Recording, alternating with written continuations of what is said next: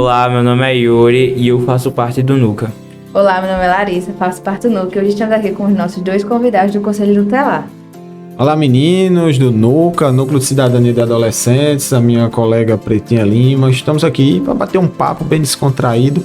NUCA, Conselho Tutelar, falando de uma importantíssima campanha aqui no município, Faça Bonito, que é toda nacionalmente, e bater um papo aí bem bacana e descontraído. Olá, meninos do NUCA, tudo bom?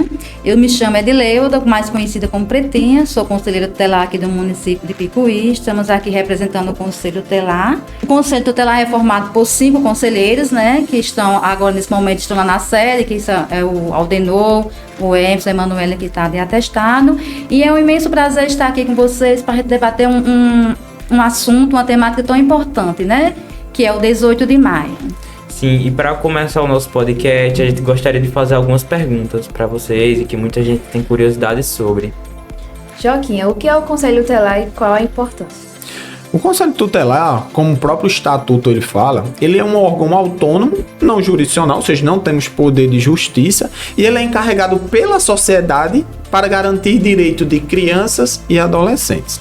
Em tese, eu sempre costumo dizer que o Conselho Tutelar ele não era para existir, mas infelizmente existe porque existem as violações de direitos que são constantes, né? O Conselho Tutelar existe um processo histórico porque desde que o mundo é mundo, existe criança e existe adolescente. E os direitos eles sempre foram violados. Então, o Conselho Tutelar ele é um órgão que é encarregado pela sociedade justamente para garantir, para reparar esses direitos de crianças e adolescentes. E aí, quando decorrer, a gente vai falar um pouco mais sobre isso. Justamente isso, né? O Conselho Tutelar ele está ali para cumprir, para zelar que esse direito ele seja garantido. Que em maioria das vezes, muitos dos órgãos, ele finda aqui violando esse direito, né? Então o Conselho está lá, ele está à frente, para justamente que seja garantido, que esse direito não seja violado. E existem vários tipos de direito que são violados. A gente pode citar um exemplo. Às vezes, numa matrícula na escola, por um motivo ou outro, aquela escola, ela viola aquele direito da criança ou do adolescente. Um atendimento na saúde, pelo motivo que tem um médico, mas acabou as fichas, não pode mais atender mais. A criança ela é prioridade, ela tem que ser atendida porque é um direito dela. E outros direitos que a gente vem enfrentando para ele ser cumprido. Nessa questão, a gente gostaria de fazer outra pergunta. Você poderia nos dizer de onde que o Conselho Tutelar surgiu? Pronto. Nessa questão, como eu te falei anteriormente, o Conselho Tutelar ele surge em 1990 através de uma lei, que é a Lei Federal, que institui o Estatuto. Porém, como eu falei anteriormente, desde que o mundo é mundo, o princípio biológico natural das pessoas que nós existimos, as pessoas elas se relacionavam. E todos nós passamos por um processo natural. E nasce, primeira infância, criança, adolescente, até chegar à fase adulta. Mas por muito tempo, crianças e adolescentes elas não eram vistas como sujeito de direito. Direito à educação, direito à saúde, direito à dignidade, à convivência, ao esporte, ao lazer, dentre outros direitos que são garantidos e está previsto no artigo 4º do Estatuto da Criança e do Adolescente. Esse estatuto, ele é criado em 1990, que ele pega como base o artigo 227 da Constituição Federal, e o estatuto ele tem 267 artigos.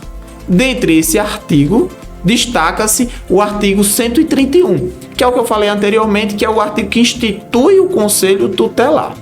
E aí, quem é dever para cuidar da criança que, como Pretinha falou, é prioridade absoluta, é o Estado, a sociedade e a família. Então, em determinado momento, se o Estado ele não está suprindo, se a família não está suprindo, garantindo esse direito, e a sociedade, então alguém precisa tomar frente. E aí justamente o artigo lá 131, quando ele diz que o Conselho Tutelar é um órgão autônomo, não jurisdicional, encarregado pela sociedade pelo cumprimento do direito, então nós, conselheiros que somos escolhidos democraticamente pela sociedade, nós temos o papel de reparar aquilo, de garantir que o direito seja cumprido. Então, o conselho, dentro do artigo, ele vai ter o 131, que ele vai dizer o que é o conselho, que é o guardião do estatuto. Então o estatuto lá, todos esses artigos 267, ele está lá como se fosse uma norma perfeita que vai dizer, esses 267 artigos aqui é para proteger a criança, o adolescente, como sujeito de direito com absoluta prioridade.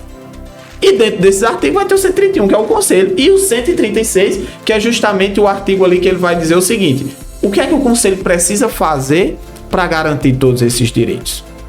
Que é o artigo 136, que fala das atribuições do Conselho Tutelar. Eu acredito que o Conselho Tutelar, as atribuições eram para ser conhecedoras não apenas dos 5 conselheiros, mas de toda a sociedade. A gente sabe que muitas partes das denúncias não chegam até vocês. E a gente queria saber o que são as causas desse problema, o que pode ocasionar que as crianças não denunciem. Na verdade, realmente, a sociedade ela tem muito medo de se expor, né? Então ela acha que ela pensa que se procurar um conselho, ela pensa que se ligar, ela vai estar pondo a sua imagem a perigo. Não é isso. A sociedade ela tem que entender que a criança e adolescente ela precisa dela. Porque se não há denúncia, se não há informação daquela situação, como é que o conselho ele vai agir? Como é que o conselho vai saber que aquela criança, aquele adolescente, ela está passando por aquele perigo, ela está tendo aquele direito violado? Então, a sociedade, ela é os olhos do conselho, como a gente é os olhos do outro órgão que depende da gente para que a gente informe determinadas situações. Então, a gente orienta que não tenha medo. Denuncie, ligue para o conselho, procure a delegacia, procure um policial e não tenha medo, porque seu nome vai ficar guardado, sua identidade vai ser preservada. Então a gente orienta muito que a sociedade tire esse medo, esse mito de que vai chegar no conselho, vai fazer uma denúncia e na mesma hora o seu nome vai estar exposto. Não vai sair para todo mundo, não vai sair. O que entrar no conselho, fica no conselho. O que vai para o outro órgão, fica no outro órgão. Não tenha medo, a gente precisa que a sociedade abra os olhos, ajude nossas crianças, ajude nossos adolescentes, porque eles clamam por socorro. E muitas vezes, por a sociedade ter esse medo, a criança e o adolescente, ela fica ali, retraída no canto, sem ter aquele socorro necessário, né? Bem, aqui em Picuí, iniciamos a campanha Faça Bonito. E como essa campanha surgiu? A campanha Faça Bonito é uma das campanhas mais importantes e eu acredito que acontece, né? Todas as campanhas são bem importantes, mas o Faça Bonito, ela justamente é uma campanha de enfrentamento ao abuso e à exploração sexual de crianças e adolescentes e que surgiu a partir de um grande crime, né? Uma criança de 8 anos, e foi em 1973, ela foi abusada, ela foi sequestrada, ela foi drogada e depois ela foi morta. Então, a partir daí surgiu essa campanha para sensibilizar a sociedade que ela tem mesmo que denunciar. Imagine só, numa situação de violação de direito, principalmente esse direito sexual, que é um dos direitos bem grave. A criança ela passa por esse processo, a criança ela fica retraída, a criança ela não sabe com quem vai falar, com quem ela vai confiar e muitas vezes aquela pessoa que pode dar proteção a ela, que é seus pais, que são irresponsáveis, muitas vezes se calam, se ajudam e muitas vezes nessa situação a própria mãe ou pai, o responsável, ela pretende deixar que sua criança fique com aquele direito violado para defender o violador, pensando no bem-estar da família.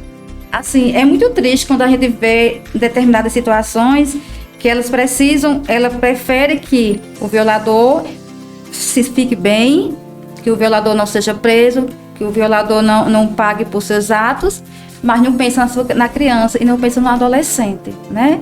A gente muitas vezes, até que aparece casos semelhantes, da pessoa não querer denunciar, não querer procurar a delegacia para registrar um BO, querer deixar a situação como ela está. E é sempre pela mesma questão, né? Questão do medo, questão de manchar a imagem. Mas muitas vezes não é assim. Muita gente tem medo do Conselho Tutelar, mas o Conselho Tutelar só quer ajudar, sabe? Diante disso, dessa campanha, o Conselho Tutelar ele age de uma forma reparativa e de uma forma preventiva. Reparativa quando acontece a violação do direito e nós precisamos encaminhar para os órgãos competentes, quando a violação ela de fato já se faz. Quando há a possibilidade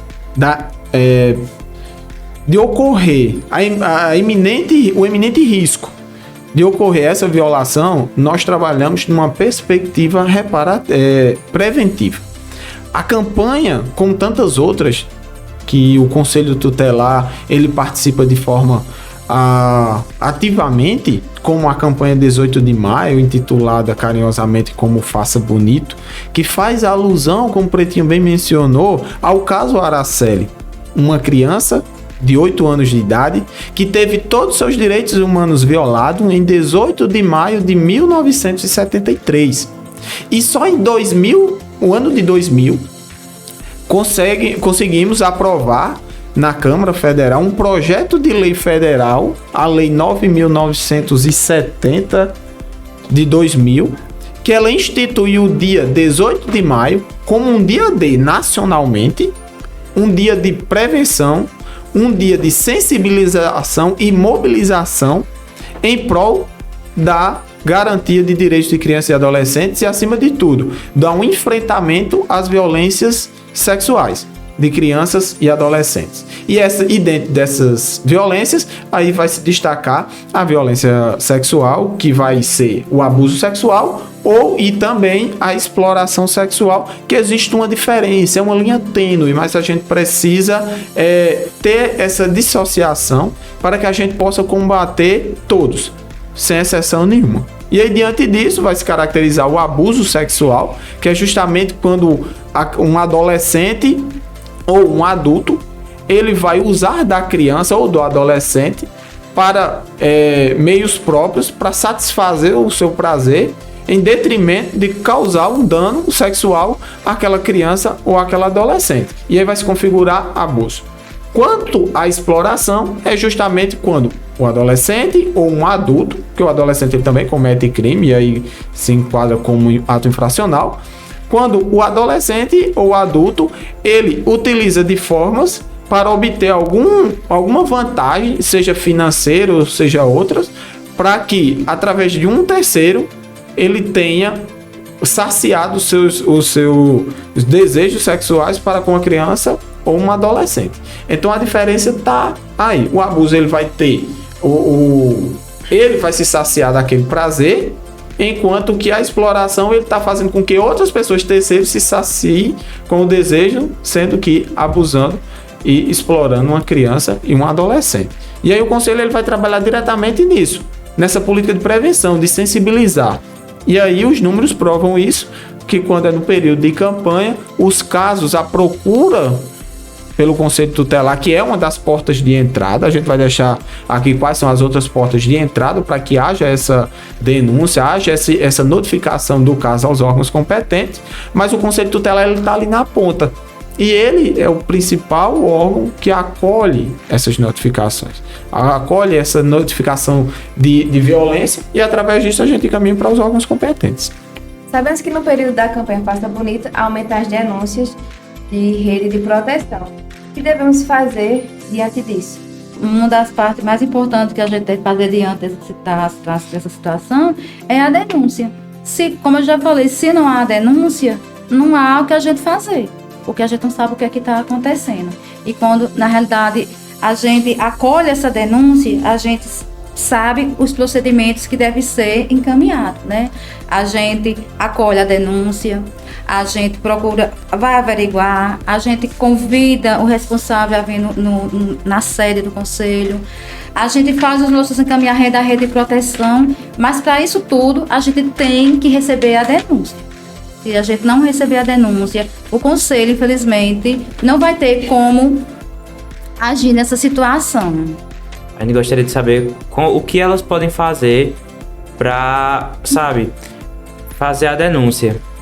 A gente tem alguns canais que pode ser feita a denúncia, que é o canal do Disque 100, que é um canal da Secretaria dos Direitos Humanos.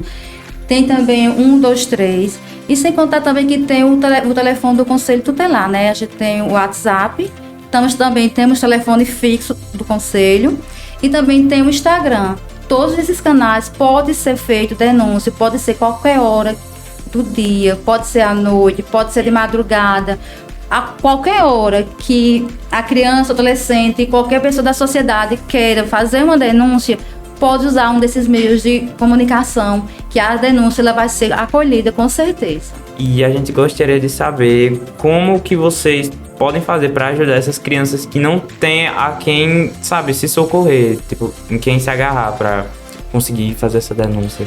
Acho que o primeiro passo é a gente ter a sensibilidade.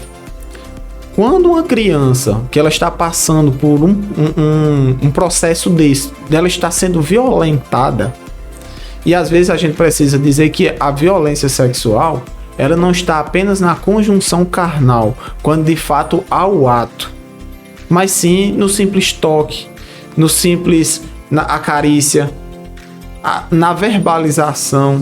Configura-se abuso também, dependendo do teor. Tem que saber diferenciar que tipo de... Exatamente. O que é carinho, o que é abuso. Carinho, o que é carinho. Muitas crianças não sabem. Às vezes, muitas crianças pensam que chega uma pessoa desconhecida, ou até uma própria pessoa de casa, porque a gente sabe que o abuso sexual, né, em criança e adolescente, acontece mais dentro da própria casa. Das pessoas que a gente mais confia é onde acontece mais o abuso. E muitas vezes a criança ela não sabe que se aquele toque que aquela pessoa está passando, né, na pele dela pode ser com má intenção. Sim. Ela não entende que é. Então é interessante e importante que sejam trabalhadas nas escolas, que essas informações cheguem até elas, para que elas possam identificar na realidade o que é um abraço, o que é um toque e o que é um abuso. Como a gente estava falando, a questão da criança e do adolescente, quando ela chega para falar para o pai, para a mãe, que aquilo está acontecendo, porque aí quando a gente vai ter, em média, para vocês terem uma ideia, apenas 10% de fato são notificados. Ou seja, imagina a quantidade de criança e adolescente que já foram violentadas, não tem como. mas que tipo não chegou a ser investigado, que não chegou a ser denunciado. E aquela pessoa, aquela criança, ela cresce com aquele trauma enraizado. E isso vai influenciar diretamente em quem vai ser aquela criança, aquele adolescente no futuro. E aí quando nós, pais, mães, responsáveis, professores, agentes de saúde que entrem nas residências diariamente, nós precisamos ter a sensibilidade de quando entender os gatilhos do que provavelmente, possivelmente esteja acontecendo. E aí a gente ter a empatia, ter a cautela de chegar, sentar, conversar, deixar a criança, o adolescente se abrir. Porque na hora que ele está falando, ele está confiando em você. Então você acolha. E essa questão de você fazer uma comunicação eficaz, de você ter empatia, de se colocar no lugar do outro, acolher aquela informação que ele está lhe confiando e diante daquilo você manter a calma, procurar os órgãos competentes, os profissionais especializados que da melhor forma não vai vitimizar a criança nem o adolescente e a partir dali vai saber quais são os trâmites, qual o processo que seguirá para ajudar e cessar aquela violação que está acontecendo. E muitos, né, Joaquim? E muitos não chegam a denunciar porque dizem, eu não tenho prova. Não precisa. Se você desconfiar, se você desconfiar que aquela criança, que aquele adolescente, ele está passando por alguma coisa diferente, se você desconfiar que seja um abuso, que seja algo parecido, não se preocupe, denuncie do mesmo jeito. Porque enquanto órgão, a gente não vai investigar, a gente vai informar. E quem vai investigar é a polícia. Então, é importante que as pessoas também tenham essa visão. Que não só é preciso denunciar se tiver prova. Não. Se você está desconfiado, se você está percebendo que aquela criança, aquela adolescente, ela está de forma diferente, e você desconfia que aquela pessoa A ou B, ela está abusando, de certa forma, aquela criança, aquela adolescente, não tenha medo, você denuncie. É como a gente já falou, a sua identidade, ela vai ficar resguardada. Sua identidade ela não vai ser exposta de forma nenhuma. De forma nenhuma. Entender, Pretinha, que dos canais, existem vários canais. Hoje a gente conhece mais o Disque 100, que é o Direitos que é o Humanos. mais usado também, Exatamente. Mas aí você pode denunciar a PRF, a PF, a Polícia Militar, o 190. Você pode ligar para 123, que é o Disque Denúncia Estadual aqui na Paraíba. O próprio Disque 100 que eu já falei. Existem outras plataformas também da Secretaria Nacional. Você pode procurar as delegacias especializadas, que são meios que acolhem essas informações. A pessoa que você tem confiança, que você sabe que se contar a ela vai te ajudar. É importante isso também, né? E a gente sabe que criança às vezes gosta de mentir. Mas é importante que o adulto que esteja escutando aquela criança, que ela esteja relatando, que possamos acreditar. Porque quando a criança ela vem falar, é algo sério. Então ela está falando ali, a possibilidade daquilo ser verdade, e se ela já está contando é porque ela já chegou no ápice assim de não aguentar mais. E tem recentemente foi divulgado pela Secretaria Nacional dos Direitos Humanos, vinculado ao Ministério da Mulher, da Família e dos Direitos Humanos, em Brasília. Foi divulgado, apresentado um aplicativo que ele foi desenvolvido especialmente para crianças e adolescentes, de forma bem intuitiva, que pode acessar tanto do smartphone, Apple, Android, independente. Pode baixar um aplicativozinho baixo, que o nome dele é SABE. S-A-B-E. Os pais, crianças e adolescentes que estiverem nos ouvindo agora neste momento, ele pode até abrir a Play Store e baixa o aplicativo SABE. Ele é um aplicativo pequeno, bem intuitivo, onde crianças e adolescentes podem entrar nesse aplicativo e de forma bem lúdica ele entender se aquilo que está acontecendo com ele é um abuso, se ele está sofrendo algum tipo de violação, e ele mesmo não é identificado. Você não precisa fazer nem cadastro nesse aplicativo. Assim que você baixa ele já executa e você já acessa a plataforma e você pode denunciar. Imagina, então, a própria criança que não queira falar para o pai, não queira falar para a mãe, ela mesma pode entrar no aplicativo, porque hoje toda criança, adolescente hoje, acima de 7, 8 anos, todo mundo já tem um smartphone. E ele está conectado às redes sociais, às mídias, à internet. E como você mesmo falou, essas crianças, elas estão vivendo um mundo globalizado, tudo conectado, e que ao mesmo tempo que há uma iminente vários tipos de espaço, de possibilidades para que ela seja vítima de alguma violência, existe também os espaços e as possibilidades para que ela utilize da internet para ela se proteger. Então existem várias formas de se denunciar, né? Só não denuncia quem não quer, mas quem existe. Para finalizar o podcast, a gente gostaria de saber qual está sendo as ações do Conselho Tutelar. Desde o dia 10, o Conselho Tutelar ele vem participando ativamente da campanha, né? Hoje já estamos no final da campanha e realizamos várias atividades. Palestra nas escolas, principalmente das escolas da zona rural, Tertuliano Pereira de Araújo, lá nas Pedreiras, na do Lajeado Grande, na Antônio Ferreira, que são escolas da zona rural e que a violação de direito também a gente precisa estar levando essa informação até lá. Subimos o distrito na última segunda-feira para participar de uma caminhada alusiva ao dia de enfrentamento a essas violações, tanto no distrito de Santa Luzia, como também lá no distrito de Brandões. Participamos também de uma blitz educativa aqui no centro da cidade, e que houve uma participação massiva de toda a rede de proteção, bem como também de populares, a sociedade se fazendo presente.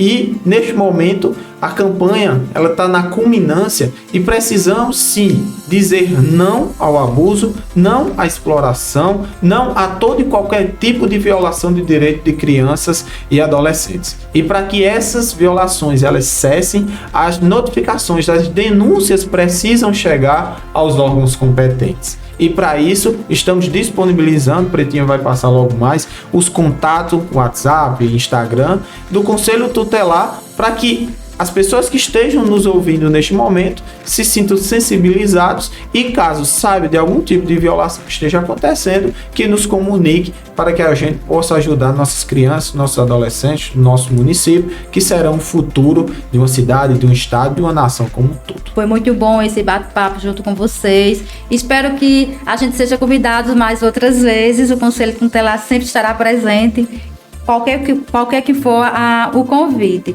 Então, em nome do colegiado, em nome dos conselheiros Aldenor, de Emanuele, quero agradecer a participação e convidar a sociedade que não se cale, denuncie. Vou deixar aqui os números de contato para que a sociedade, para quem deseja denunciar, e também dizer que não tenha medo, ligue. Muito obrigado pela participação e a gente realmente espera que a gente possa conversar mais com vocês em algumas outras campanhas. E foi este podcast e agradecemos a participação do Conselho Tutelar.